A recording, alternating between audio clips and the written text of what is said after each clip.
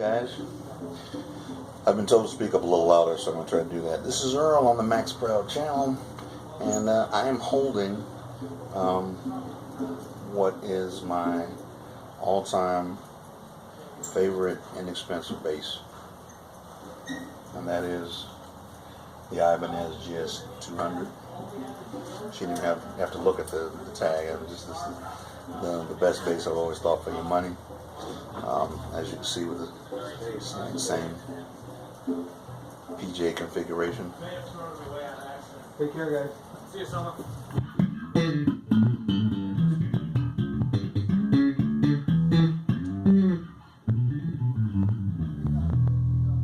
Great response.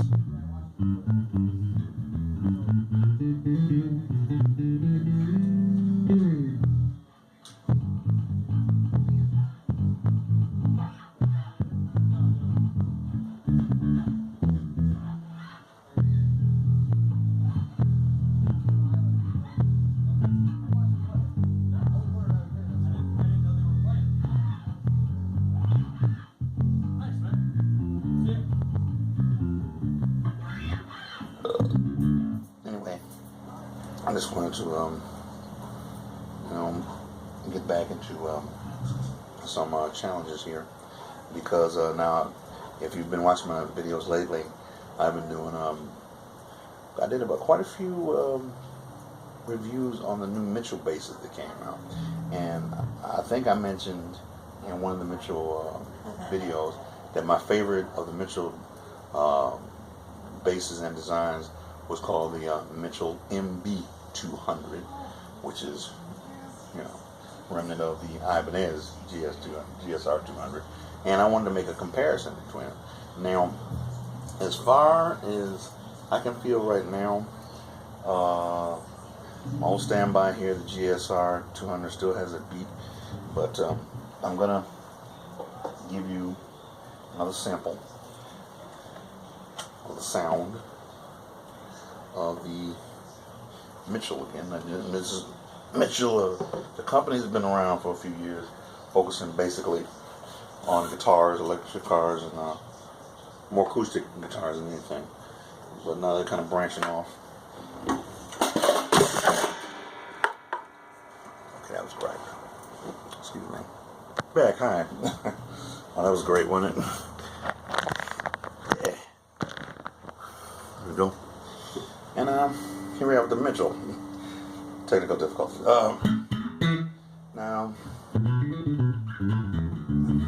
don't know if you can tell or not, but right away, the Mitchell in sound, I got it all the way up, just like I had the IBANEZ all the way up. The sound is not as responsive as the IBANEZ, so obviously the power and the pickups are a little weaker, but of course that can be compensated with your amp and everything.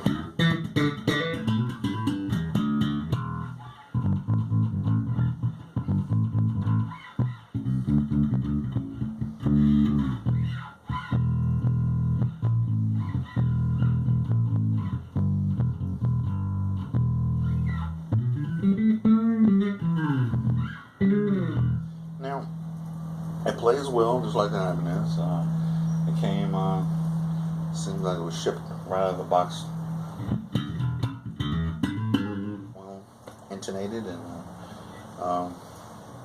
calibrated. Same configuration as far as on the IBANEZ, where you got the one button volume, split pickup right here between the precision pickup by the neck and the jazz pickup by the bridge. You got bass and treble.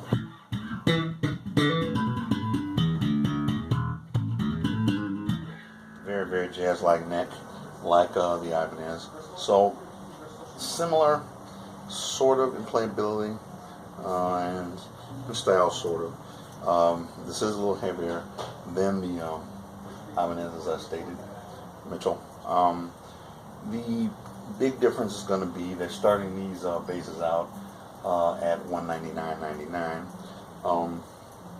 Interestingly enough, the IBANEZ over here I just showed you, they were for a long time, several years, $199.99. So that's 200 and some change for a long time. It recently, no, not recently, it's been at $249 for a while now. So the price went up $50. This is coming out of the gate at $199. So I don't know. That may make this a little more appealing. But other advantage that the Mitchell has is the fact that it has 24 frets, and the IBANEZ has a standard 21. So, I mean, it's interesting enough, standard 21 frets on the IBANEZ GSR, but all the other IBANEZs go 24. Now this is starting out of the gate, this Mitchell at 24 frets, so that's one advantage it has. That's all. But still, between the two of them, I got to go with the trusty IBANEZ GSR200. As I've always said, it's probably the best inexpensive bass that you'll ever buy. But hey, I'm not counting this out. It has a good sound, almost matches the GSR200. This is a good out of the gate inexpensive bass that I'm sure you enjoy. The Mitchell MB200. It's obvious with the 200 label they're going after the IBANEZ 200 here. So now the main thing I must say that, like I said, this is my favorite of all the 4 new Mitchell's basses that have come out. I'm not crazy about the price ranges. Okay, they got, you'll see in some of the other videos I did, they got the most expensive one at $699, and for what that bass is giving you, it's not giving you much more than what this bass is giving me as far as sound quality, I thought. So I'm not so, usually better in design, but sounds like the same little preamp that's in all of them. So I don't know. The price range is kind of steep. This is $199. The next bass up is actually $349, and the next bass up after there is $699. Well, no, $549, then $699. So it's almost $700. So there's a big gap between the 4 basses they're offering, and it's pretty expensive in between. Big money gap in between all of them. Where IBANEZ is a little more settled. You got basses for $249, then $3, then $350, then and on and on. Pretty much separated by about $50, or maybe a little more, and that's it. The Mitchells are going for almost 100 more and more. So quite a disparity. I don't know. I think Mitchell will probably get it together and see where the error is. But as far as this one, this is nicely priced. $199.99. It's 200 and some change. I can't knock this.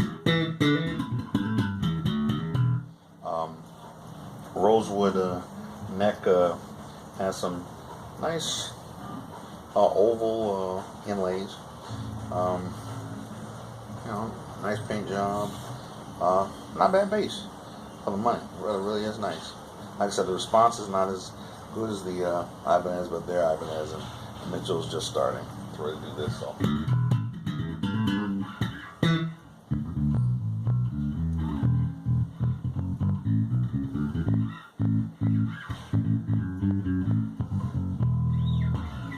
So I give it a B+.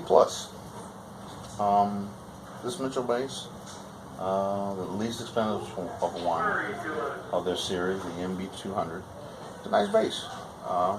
Great for the beginner, great for the intermediate, and positive for the person who just want an extra bass line.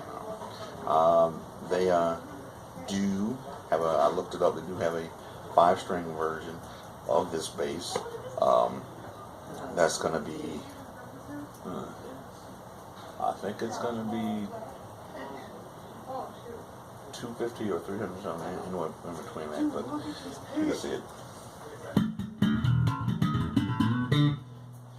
If you've tried this bass, I'd love to hear from you on the maxproud channel. Go and get in touch with me. Tell me what you think.